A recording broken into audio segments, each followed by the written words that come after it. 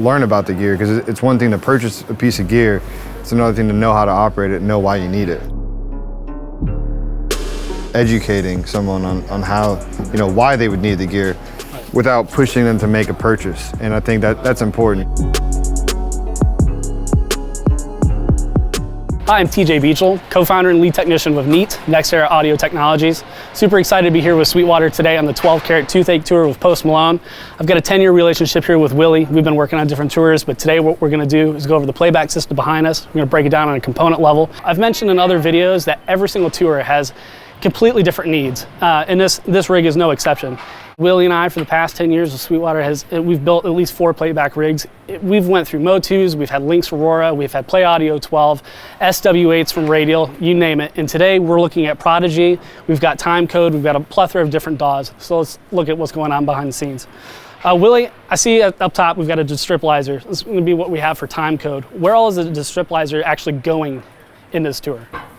So time code runs the lights, the automation, pyro, and video content. Amazing.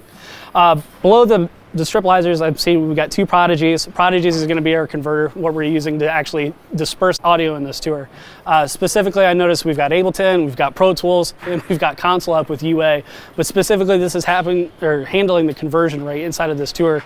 Tell me about the Prodigy and why we went with that. Playback's all about, on a performance aspect, keeping the show moving. AES inputs, play around with tune, play around with different things. Both my show computers are running Dante, and that's my virtual interface, essentially, that runs the entire show. I use Ableton for that. I have a second Prodigy that's handling recording, the crowd mics, and just different things that we want to capture on the tour. It's also my backup interface for a backup, which it's kind of redundant in itself, but realistically, if I lose one of my interfaces or one of my virtual sound cards, one of my computers goes down, the B picks up. You can't even tell. The Prodigy switches so fast, and that's another reason why I went with the Prodigy, is because the switching itself happens on a network level. So my computers are running Dante, and my failover switches back to another leg of Dante.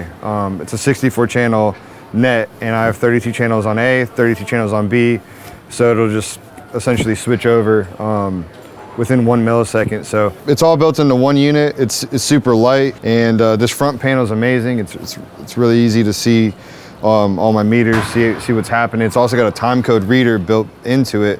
You were talking about the distriptilizer, and I've been using the distriptilizer since the beginning. You were doing 21 pilots, and you were raving about the distriptilizer, and we had to have one because, sometimes you're doing festivals and you have like a 200-300 foot run, and you need the ability to amplify time code or distribute it to multiple different locations. So I always keep one in the rack also for visual cue, which is, going back to the Prodigy, something that's pretty cool. The Prodigy actually has a time code reader itself built into it. So, when you're making edits, you want to make sure the time code's exact. And having visual feedback, I think, is super important.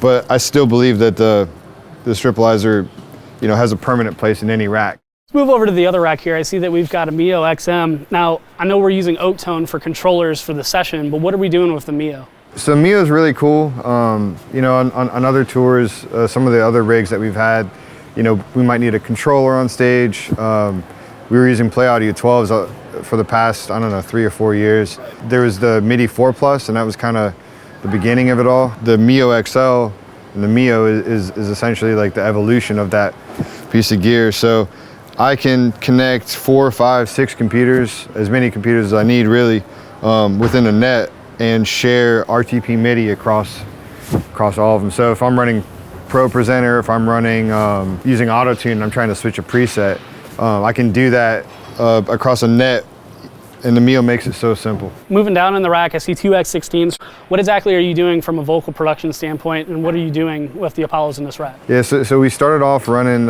Apollo 16s on the previous tours, and they're awesome. We had an analog signal chain. This year, we decided to keep it the same. We were talking about going digital with the vocal chain, but there's something cool about analog and keeping it simple. So we went with the new Apollo 16s. I think these are like the Heritage Edition, but we had a 16 and it failed.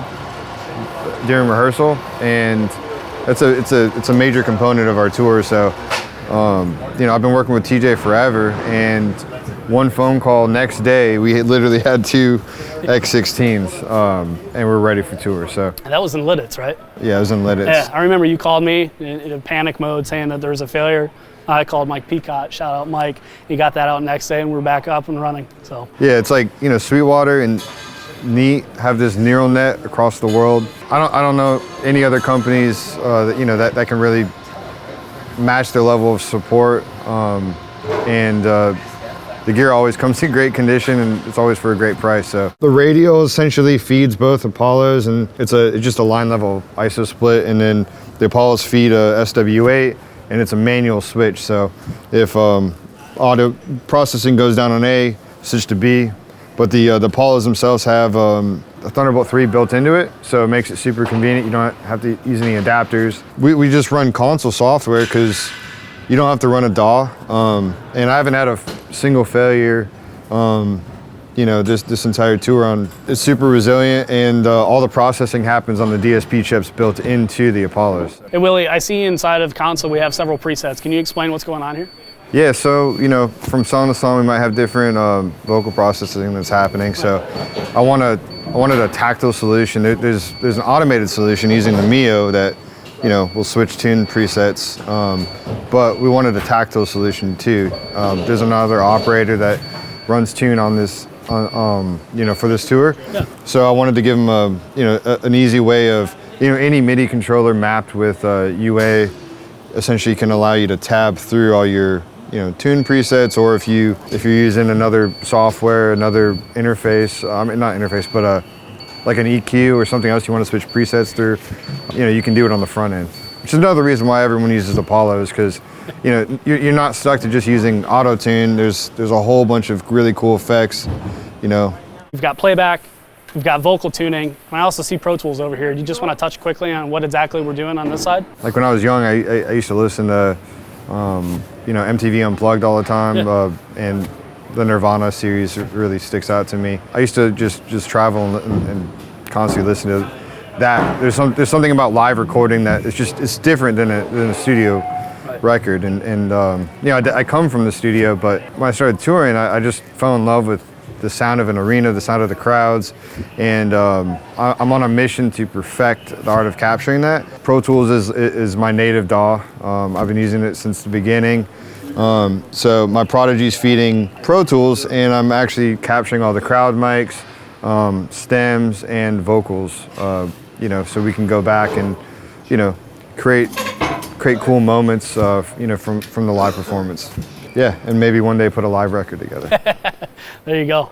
Well, Willie, thanks for your time. Thanks for breaking down the rig. You know, thanks Sweetwater for coming out and, you know, always showing love. Thank you, Mike. Thank you, TJ. You know, your support means a lot, and means a lot to a lot of people in the audio world, audio community. So, thanks. Thank you.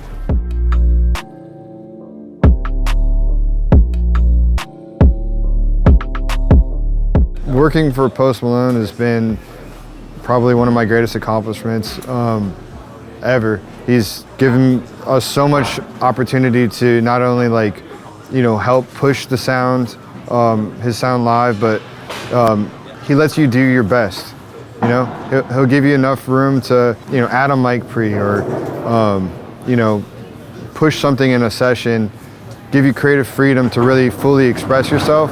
And I think that when you come out to a show, you'll hear a culmination of, like, some of the best engineers, some of the best, from automation to pyro to lights to visuals. Some of these guys they're just geniuses. And, you know, working on this camp and working with Post, he really gives us the creative freedom to put an awesome show together with a ton of impact, with a lot of heart. So just sitting side stage, sometimes I feel like I have the best seat in the house.